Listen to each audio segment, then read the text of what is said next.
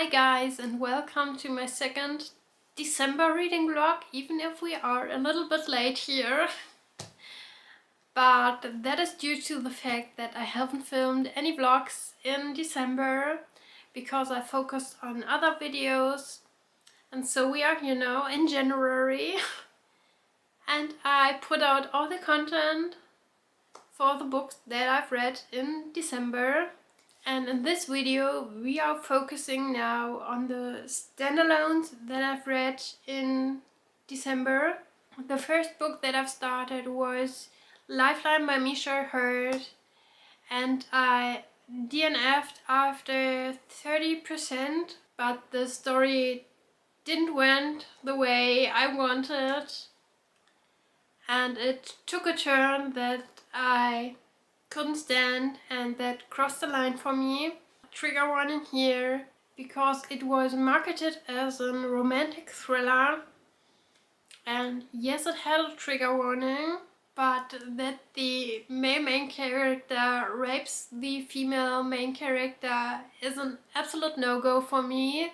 I know he didn't have really a chance in this situation because either that or they both will be killed, but I couldn't live with it. I DNF'd the book at this point and that was it. The next book was a release I got pretty spontaneously. I didn't knew about it before. It is Foxy Tales. It is part of the Zodiac Academy series, so the only not standalone in this video. This book was only available in December. It is a book for a limited edition charity, full of bonus content to the Zodiac Academy series, so 4 additional POVs to scenes we already got in the series. It is for the support of the Fox Project, so for rescuing wild animals. And as I'm already in the whole Zolaria world, in the Zodiac Academy series, and as I read which additional POVs we got here, I needed it. And I inhaled it right after it got to me. So not really necessary for the whole Zodiac Academy series and pretty spice-filled. The only additional POV that I haven't read was the one out of the Zodiac Academy world, because it is a bonus epilogue for Kings of Quarantine and I haven't read that, so this will now go on my shelf and maybe I read the bonus epilogue later when I read Kings of Quarantine, but I don't know at this point if I will ever read this series. We will see. I have enough books left in the Solaria world that I don't have to think about other series of these authors. And after that I started spontaneously one of my many ebooks that I've got over the years. It is Queen of Thieves by Nika S. Deveron, a German author, and I learned pretty quickly that this book is not for me and that I didn't like the writing style of the author and how she describes scenes and characters. And so I DNF'd this after 18 pages, I think. And it is now off my TBR, which is great. And I'm sorry for the author, but not for me. That doesn't mean that this book is bad. It is just not for me, and that is okay. Because one rule for 2025 for me is to DNF more books. And that doesn't mean that I only want to DNF bad books. It also means that I want to DNF more books that are just okay for me. So 3-star reads, because I want to enjoy my reading time. I want to spend my reading time reading books with 4 or 5 stars. And I want to do that more often in the new year, so fingers crossed for that.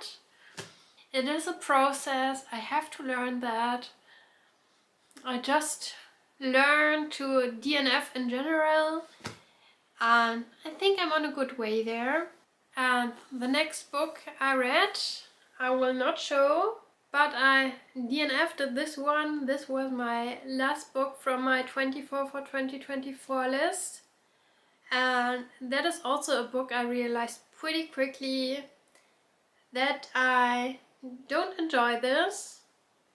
Also, after a few pages of the book, I couldn't stand the characters, I couldn't stand the writing style, and I don't show the cover or the author because I don't want to support this author anymore. This was my last book from the author on my TBR, and I will not buy new books by this author.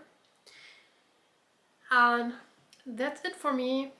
And with that, I have one book left for this video, which is A Sea of Starlight by Alina A. Maurer. A review copy I got by the German publisher, and I read this over Christmas. It is a book set in the summer, so giving warm thought in the cold winter time. And it is a second chance romance set in a small town on the coast of California. And I have to say, after the first 2 pages, I was pretty scared to read the whole book because I didn't enjoy that much. It is a little before chapter, so when the characters were together at school, but the whole story itself plays 4 years later. He has finished uni and she stayed in the small town, and he's now back for the summer and helps his aunt renovate a hotel, and she's also one of the helpers. That is their second chance to find back together, to develop a friendship, to overcome the whole heartbreak, which is not that easy because they are still in love with each other. We only get the POV of the female main character, so of Tilda, and she struggles really hard with everything, which is totally understandable, even if it's sometimes a bit annoying. I understand her.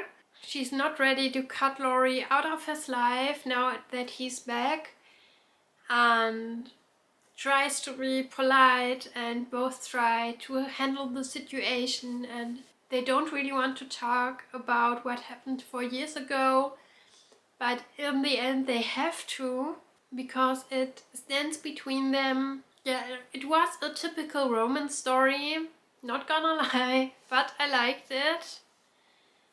I was really happy with how it all turns out. And then I've read the last 3 pages and wanted to throw the book out the window because we have our happy end and the author destroys it on the last 3 pages. And it is not clear if we ever will get a second book with this couple. I don't know what I should say. The author hopes to write a second book, and I really hope she can write a second book and the publisher will accept it, because I can't live with this ending. It destroyed everything. No hope, no nothing, no love. Okay, we still have love, but yeah, no hope for a healthy relationship that can work.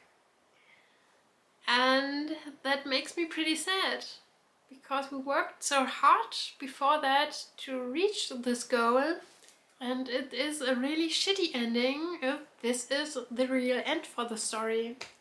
So fingers crossed she can write a second book, because I need it. And that was the last book that I've read in 2024, and I promised the week before that I want to speak a little bit about my reading goals for 2025. The first goal that I haven't already mentioned in the last video is I want to read all my 25 for 2025 books. That should be manageable if I read 2 or 3 books every month. And I think I can do that because I already did it in 2024 and it worked out. and I want to reduce my TBR in general. Let me show it to you. This is my TBR shelf, and my goal is to read all these books. These are my 25 for 2025 books, and these are the books that I've bought in 2024 and haven't read at this point. And I want to reduce these two shelves to one, so that hopefully in the end of 2025 I have no more books left up on the shelf and just this film. That is my goal. I will work on that, and to reach that goal I will also work on buying less books. That is always a pretty hard one for me, but it is also a process I worked on in 2024. Not successful every month, but as I said, I want to work on it. I want to buy more intentionally. I want to buy only the book that I think I will really enjoy, like Onyx Storm now in January, or like the new Arif Puang book in August. Books that have very high potential to be a highlight for me, a 5-star read, and we will see how that goes. I will probably buy some more books to continue series that I've already started, which is okay, but I want to try to not bulk buy anymore, because that is a habit that I always have, to start a series or a universe, to read 1 or 2 books and then buy the whole universe or series, because I want to read them anyways, and then they land on my shelf. I want to get better at this, and for that I also think about deleting my TikTok account. I'm not really into producing content on TikTok, but I'm a lot on this app and scroll through videos and spontaneously buy books that I saw there because TikTok advertised one little scene to me that sounded really good, and I buy the book. And also I spend a lot of time on social media these days. It is not healthy. I could spend my time otherwise, like reading. And so I'm thinking about that. I'm not 100% sure if I really want to do it, but it would be the healthy way to delete my account, to delete the whole app, and just stay on Instagram and YouTube, obviously. I will stay here. Please tell me in the comments if you also struggle with social media and screen time. It really fucks up my concentration rate sometimes, and I don't like that, because the more I scroll on TikTok, the less I can concentrate, or the time span is minimized, and I don't like that. So maybe it's the same for you, and I'm not alone with that. But with that, I will end now the video. Like the video if you wanna, follow my channel, and I will see you next time. Bye!